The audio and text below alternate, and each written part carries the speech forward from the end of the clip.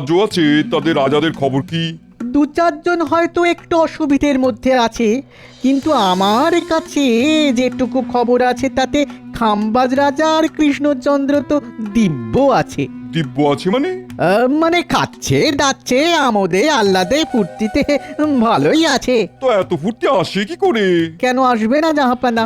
দু রাজ্যেই তো যথেষ্ট ভালো ফসল হয়েছে। হ্যাঁ মানছি তারা দুজনেই এবার আগে ভাগেই আপনার খাজনার টাকা মিটিয়ে দিয়েছে, তবুও খাজনা মিটিয়ে তাদের হাতে যা আছে তা দিয়েই চলছে। দুজনকেই এমন জব্দ করতে হবে যে কেরিয়ার কুল পাবে না। এটা একেবারে আমার মনের কথা বলেছেন জাহাপানা, কিন্তু কিছু একটা করুন জাহাপানা। ওদের ওই বারবারুন তো আমার সহ্য হচ্ছে না। তা ওদের জব্দ করার বুদ্ধিটা কি তুমি দেবে নাকি আমাকেই মাথা খেলিয়ে বার করতে হবে? না না না না, ছি ছি ছি ছি, আপনি আবার কষ্ট করে মাথা খেলাবেন কেন হুজুর? আমি আছি কি করতে। ঠিক আছে, আজকের দিনটা সময় দিলাম, ভেবে বের করো বুদ্ধি।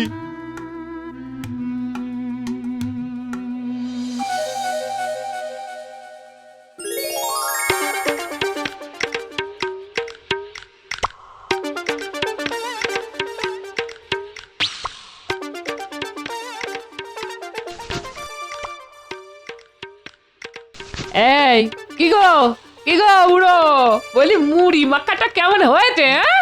খুব ভালো হয়েছে গিন্নি, খুব ভালো। আহা, কতদিন বাদে যে এমন মুড়ি মাখা খাওয়ালে। এই শোনো না, বলছি কি মহারাজের কাছ থেকে কটা দিন ছুটি নাও না গো। কেন খামোকা ছুটি নিতে যাবো কেন? এই চলো না কটা দিন বাইরে থেকে একটু ঘুরে আসি। বাইরে থেকে ঘুরে আসবে? আরে তার জন্য আবার ছুটি নিতে হবে কেন? চলো এখনই চলো। কোথায়? চলো না, দুজনে মিলে হাত ধরাধরি করে বাড়ির বাইরে গিয়ে একটা চক্কর মেরে আসি, ব্যাস ঘোরা হয়ে যাবে। আমার সঙ্গে রসিকতা হচ্ছে তাই না? আরে এই দেখো, রসিকতা আবার করলাম কোথায়? তুমি বাইরে থেকে একটু ঘুরে আসতে বললে, তাই তো আমি তার উপায় বলে দিলাম। এই দেখো বুড়ো, কথার জালে তুমি রাজ্যের লোককে বোকা বানাতে পারো, কিন্তু আমাকে ভোলানো অত সহজ নয়। হ্যাঁ, এই বলে দিলাম। এই দেখো, সামান্য রসিকতায় কেমন রেগে গেল। রাগলে তো আবার সাক্ষাৎ রণচণ্ডী। এই গিন্নি, আরে শোনো শোনো। তোমার কোনো কথা শুনবো না আমি। যেদিন আমাকে তীর্থে ঘুরিয়ে আনবার জন্য মহারাজের কাছ থেকে ছুটি নেবে, ওই সেই দিন আমাকে গিন্নি বলে ডাকবে। হ্যাঁ, তীর্থে যাবে? তা সেটা তো স্পষ্ট করে বললেই হয়, তা না বাইরে থেকে একটু ঘুরে আসি বলা কেন বাপু? এই বাইরে থেকে একটু ঘুরে আসি এ কথা মোটেই বলিনি। আমি বলেছিলাম ওই কটা দিন বাইরে থেকে একটু ঘুরে আসি। ও বলেছিলে বুঝি, তাহলে পুরোটা শুনতে পাইনি। তাহলে এবার খোলসা করে বলো, কবে তীর্থে নিয়ে যাবে আমায়? এই দেখো, বিয়ের পর থেকে 10 বছর অবধি মেয়েদের কাছে সব থেকে বড় তীর্থ হলো বাপের বাড়ি, আর বাপ মা গত হলে মেয়েদের কাছে সব থেকে বড় তীর্থ হচ্ছে শ্বশুর বাড়ি। তা এমন পবিত্র তীর্থক্ষেত্র থাকতে কষ্ট করে আর অন্য তীর্থে যাবে কেন গিন্নি? আবার কথার জাল বুনছো? এই দেখো, তীর্থে না নিয়ে গেলে আমি কিন্তু অনর্থ করে ছাড়বো, এই বলে দিলাম। হ্যাঁ, না, পাগলি খেপেছে দেখছি। যাই, আজ একবার মহারাজকে বলে দেখি।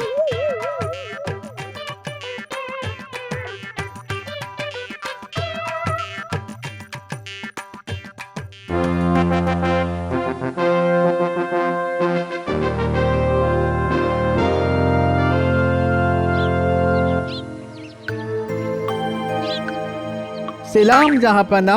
ওসব সেলাম টেলাম পরে হবে, আগে বলো ভেবে কিছু বের করতে পারলে কিনা? পারবো না মানে? কাল সারা রাত ভেবে ভেবে একটা মোক্ষম ফন্দি বার করেছি। আচ্ছা বলো শুনি। সাবাস সাবাস, বহুত খুব এমন চব্বর মতলব বের করেছো। দেখবেন দেখবেন ওদের ভিটে মাটি চারটি হয়ে গেছে। তাহলে আর এক মুহূর্ত দেরি নয়, এক্ষুনি ওদের ডেকে পাঠাও। তবে প্রথমে ডাকবে কৃষ্ণনগরকে, তারপর খাম্বাজকে, ঠিক আছে? তাই হবে খোদাবান, আমি সব ব্যবস্থা করে ফেলছি।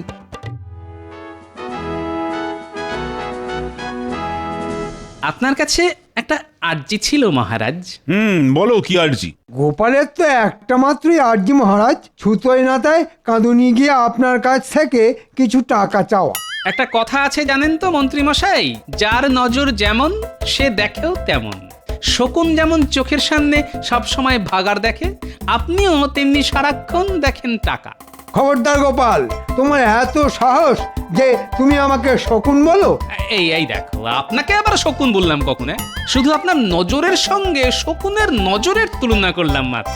বাবা, গোপালের বুকের কি পাটা! মন্ত্রীমশাইকে বলে শকুন। গোপাল একেবারে জাতা।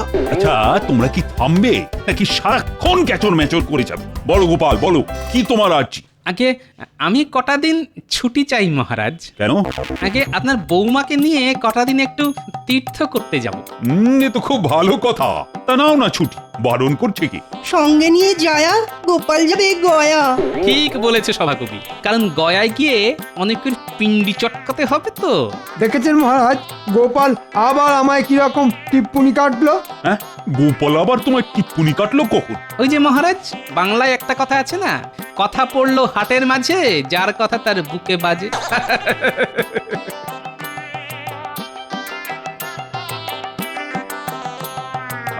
তা বলো দূত, কি খবর?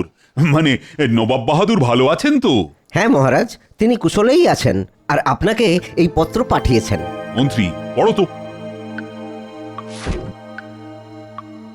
কৃষ্ণচন্দ্র, তোমার মন্ত্রীকে একদিনের জন্য মুর্শিদাবাদ পাঠাতে হবে।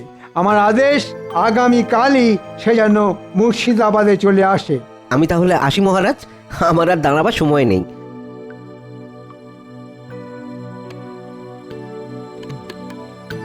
মহারাজ, এটা কি হলো? নবাব বাহাদুর হঠাৎ আমায় একলা ডেকে পাঠালেন কেন? সে আমি কি করে বলবো, কারণ তুমিও যেখানে আমিও সেখানে। মন্ত্রীমশাই দেবেন রওয়ানা, সেখানে জুটবে রাজকীয় খানা। আবার উল্টোটাও হতে পারে। কিরকম কিরকম? আমি গয়ায় গিয়ে যেটা করব ভাবছিলাম, মুর্শিদাবাদে ডেকে নিয়ে গিয়ে নবাব হয়তো সেই কাজটাই করে দেবেন। দেখেছেন মহারাজ, দেখেছেন গোপাল আমায় কিরকম ভয় দেখাচ্ছে। আরে আমার কথায় ভয় পাওয়া কি আর আপনাকে মানায়? যান যান যান, বুক ঠুকে বেরিয়ে পড়ুন। হ্যাঁ মন্ত্রী, কাল ভোর ভোরই বেরিয়ে পড়ো।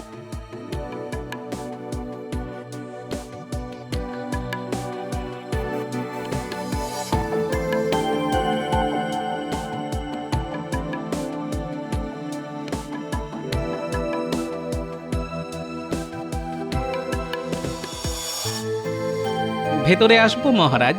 হ্যাঁ হ্যাঁ, এসো এসো এসো, বলো কি বলতে এসেছো? বলছিলাম কি, নবাব বাহাদুরের এই হুট বলে মন্ত্রীমশাইকে ডেকে পাঠানো আমি কিন্তু খুব একটা ভালো মনে নিচ্ছি না মহারাজ। এই কথা বলছো কেন গোপাল? আমার মনে হয় মহারাজ, মন্ত্রীমশাইকে হয় লোভ নয় ভয় দেখিয়ে নবাব বাহাদুর হয়তো আমাদের রাজ্যের কোনো গোপন কথা জেনে নিতে পারেন। একেবারে ঠিক বলেছো গোপাল। তাই আমি বলছি কি, একজন গুপ্তচরকে গোপনে মন্ত্রীমশাইকে অনুসরণ করার জন্য লাগিয়ে দিন। সে অন্তত আমাদের ভালো মন্দ খবরাখবর দিতে পারবে। ঠিক বলেছো গোপাল, আমি তাই করছি। মন্ত্রীর পেছনে একজন গুপ্তচর লাগিয়ে দিচ্ছি। গোপাল, মহারাজের মুখে শুনলাম তুমি নাকি বউকে নিয়ে তীর্থ করতে যাচ্ছ। সেরকমই তো ইচ্ছে আছে রানীমা। তাহলে আর দেরি করো না, শুভস্য শীঘ্রম বলে তাড়াতাড়ি বেরিয়ে পড়ো। ভাবছি কটা দিন পরে যাব। কাল মন্ত্রীমশাই মুর্শিদাবাদ যাচ্ছেন, বলা তো যায় না কোথাকার জল কোথায় গিয়ে দাঁড়ায়।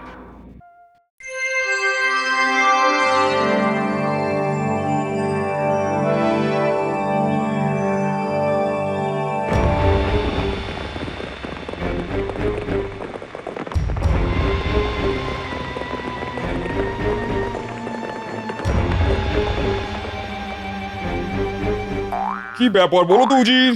কৃষ্ণনগরের মন্ত্রী তো এখন এলো না। আসবে আসবে জাহাপানা, আসবে, অবশ্যই আসবে। না এসে কোথায় যাবে বলুন তো?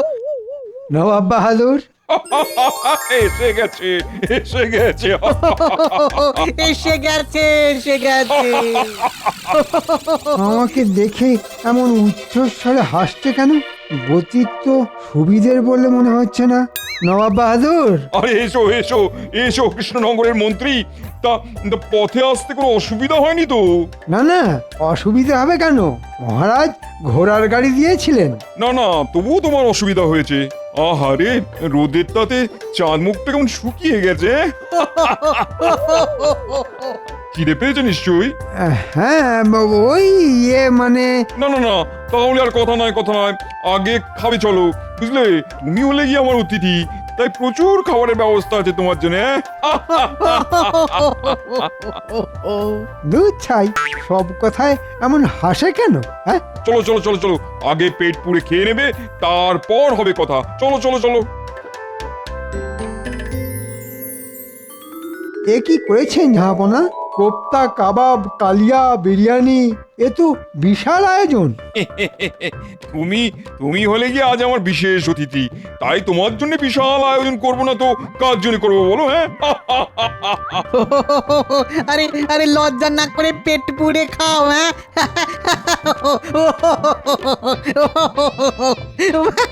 বলা তো যায় না এরকম খাবার জীবনে আর কখনোই খেতে পাবে না। এরকম কথা বললো কেন? আরে খাও খাও, আমিও খাচ্ছি।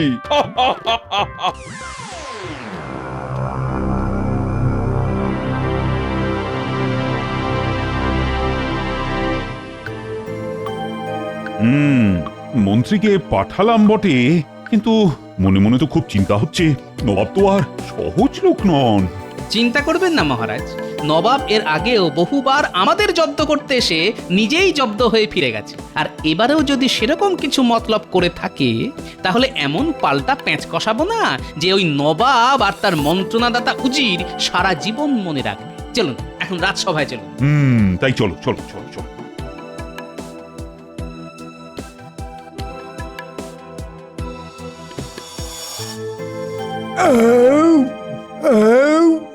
পেট ভরেছে মন্ত্রী? হ্যাঁ হ্যাঁ, যাকে বলে ওই গলা পর্যন্ত। বহুত খুব বহুত খুব। তাহলে এবার কাজের কথায় আসা যাক। আচ্ছা, তুমি তো মন্ত্রী। আগে হ্যাঁ হুজুর। আমি শুনেছি আমার অধীনস্থ সব রাজারা তাদের রাজ্য চালায় মন্ত্রীদের মন্ত্রণায়, মানে পরামর্শে আর কি। একেবারে খাঁটি কথা হুজুর। মহারাজ আর কি করেন, রাজ্যের ভালো মন্দের সব দায়িত্ব তো আমারই ওপর। বহুত খুব বহুত খুব। তাহলে তুমি বলতে চাইছো যে কৃষ্ণনগরে আজ এই যে রমরমা, তা সব তোমারই জন্যে? এই ফাঁকে নবাবের কাছে নিজের ঢাকটা নিজেই বাজিয়ে দিই। সে আর বলতে ঝাঁপো না, মহারাজের শুধু নাম ফাটে আর এদিকে ঘাম ছোটে আমার। তার মানে তুমি একজন খুব দক্ষ মন্ত্রণাদাতা, বলো? হ্যাঁ, অবশ্যই। আচ্ছা, মন্ত্রণার মূল মন্ত্র কি? মানে? ন্যাকা, নিজেকে মন্ত্রণাদাতা বলে জাহির করছো, আর মন্ত্রণার কি মন্ত্র সেটাই বলতে পারছো না। আগে এমন জটিল প্রশ্ন আমি জীবনে শুনিনি জাহাপনা। শোনোনি তো কি হয়েছে, আজই যখন শুনলে তখন আজই উত্তর দাও। উত্তর দিতে পারলে ভালো, না হলে তোমায় কিন্তু সারা জীবন আমাদের কারাগারে বন্দি হয়ে থাকতে হবে। হ্যাঁ নয় হ্যাঁ, বলো, পারবে উত্তর দিতে?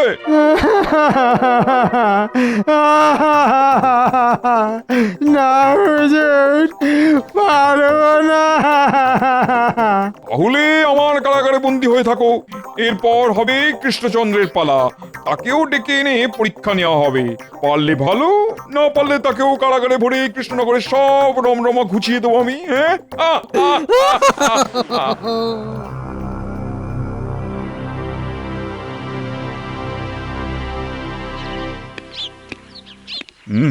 মন্ত্রীটা ভালোই ভালো ফিরে এলে বাঁচি। কি ব্যাপার গুপ্তচর, খবর কি? খুব খারাপ খবর মহারাজ। আমাদের রাজ্যের সুদিন নবাব বাহাদুর সহ্য করতে পারছেন না, তাই উত্তর হয় না এমন একটা জটিল প্রশ্ন করে মন্ত্রীমশাইকে কারাগারে বন্দি করে রেখেছেন। কি? এও বলেছেন এবার নাকি আপনার পালা, আপনারও নাকি পরীক্ষা হবে। উত্তীর্ণ হতে পারলে ভালো, না হলে কারাগার। কি এত বড় কথা, এভাবে ডেকে নিয়ে গিয়ে কারাগারে পুরে দেওয়া? কিন্তু এখন কি হবে গোপাল? হবে মানে আমরা এখনই মুর্শিদাবাদে যাব। মুর্শিদাবাদ? হ্যাঁ মহারাজ, মুর্শিদাবাদ। আমরা গিয়ে তাকে সরাসরি প্রশ্ন করব যে কেন এমন করলেন তিনি। কিন্তু গেলে তো তিনি আমাকেও হেনস্থা করবেন। অত সোজা নাকি? হ্যাঁ, নবাব যদি বুনো ওল হন, তাহলে আমিও বাঘা তেঁতুল। চলুন মহারাজ, আমরা আজই মুর্শিদাবাদ যাই। আজই? হ্যাঁ, আজই।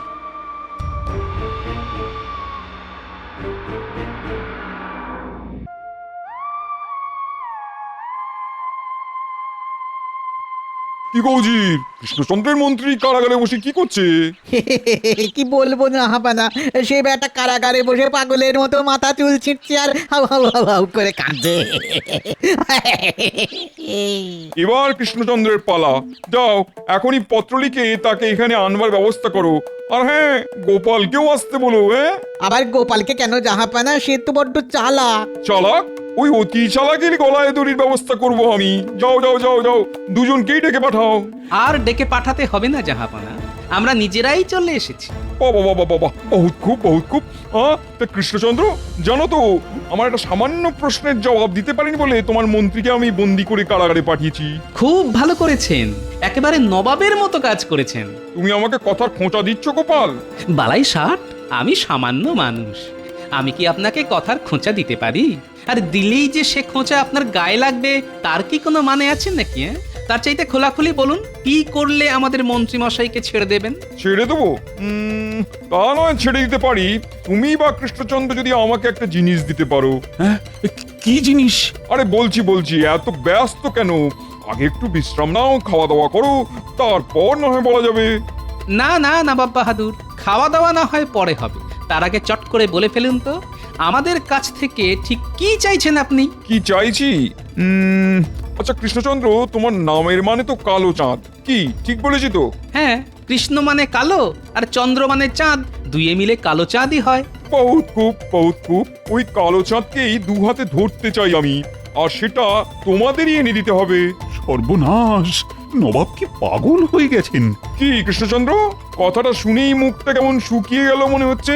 কি উজির, কৃষ্ণচন্দ্রের মুখটা শুকিয়ে গেল না? হ্যাঁ হুজুর, শুকিয়ে একেবারে আমসি হয়ে গেছে।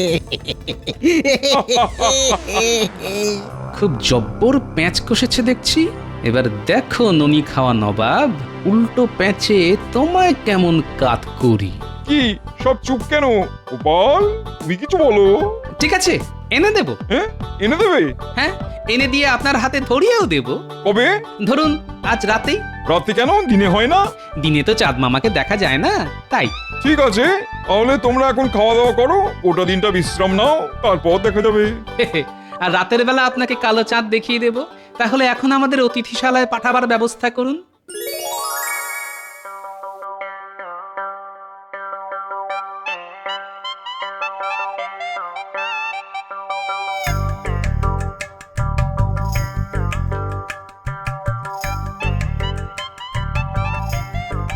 গোপাল, ও গোপাল! আস্তে মহারাজ, আস্তে। এখন থেকে এ ঘরে খুব চাপা গলায় কথা বলবেন। বলা তো যায় না কেউ আবার দরজার ওপাশ থেকে কান পেতে শুনছে কিনা। বলছি, কিছু ভেবেছো কি? এই তো এতক্ষণ টাকে টোকা মারতে মারতে ওই কথাই ভাবছিলাম, আর এইমাত্র উত্তর পেয়ে গেছি। পেয়ে গেছো? আস্তে মহারাজ, আস্তে। এখন যা বলছি ভালো করে শুনুন।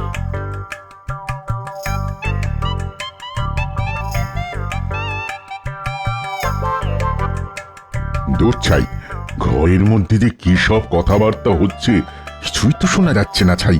এখন উজির সাহেবকে গিয়ে কি বলবো, আর বলতে না পারলে তো হাজার কথা শোনাবে।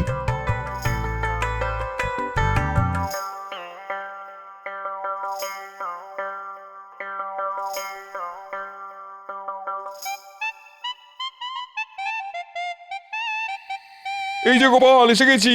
তো দেখাও দেখাও তোমার কালো চাঁদ। এই তো দেখাবো, একটুখানি চুপ করে বসুন, আমি কালো চাঁদকে নিয়ে আসি।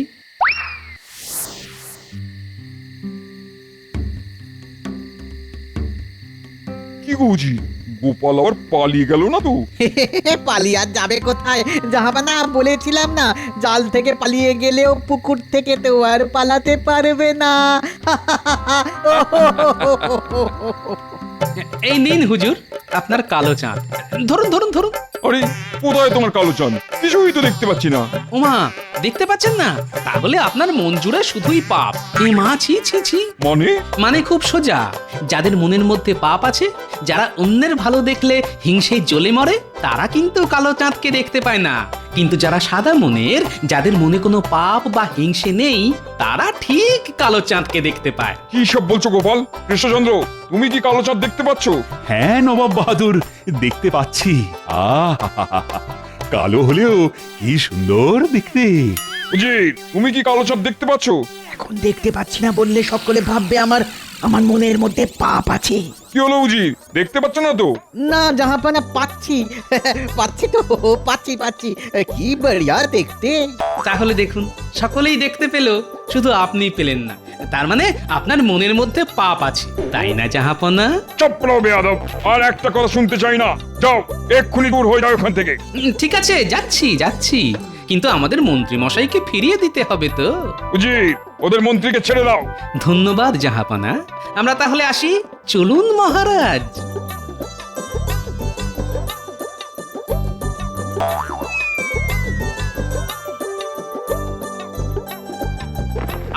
আরো জোরে রথ ছোটাও ভাই, আরো জোরে। ও পাগল নবাবকে বিশ্বাস নেই। উজির, আচ্ছা সত্যি করে বলো তো, কালো চাঁদ তুমি দেখতে পেয়েছিলে কিনা? আগে না জাহাপানা, পাইনি তো।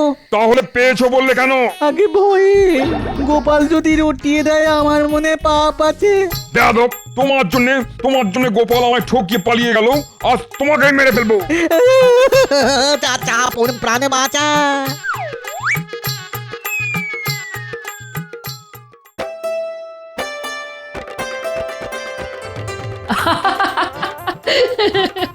সত্যি গোপাল, সত্যি দুষ্টু বুদ্ধিতে তোমার জুড়ি মেলা ভার। তাহলে এবার আমায় কটা দিন ছুটি দিন মহারাজ, আমার এই পাগলি বউটাকে নিয়ে কটা দিন তীর্থ করে আসি। মরণ, মহারাজের সামনে কথা ছিড়ি দেখো।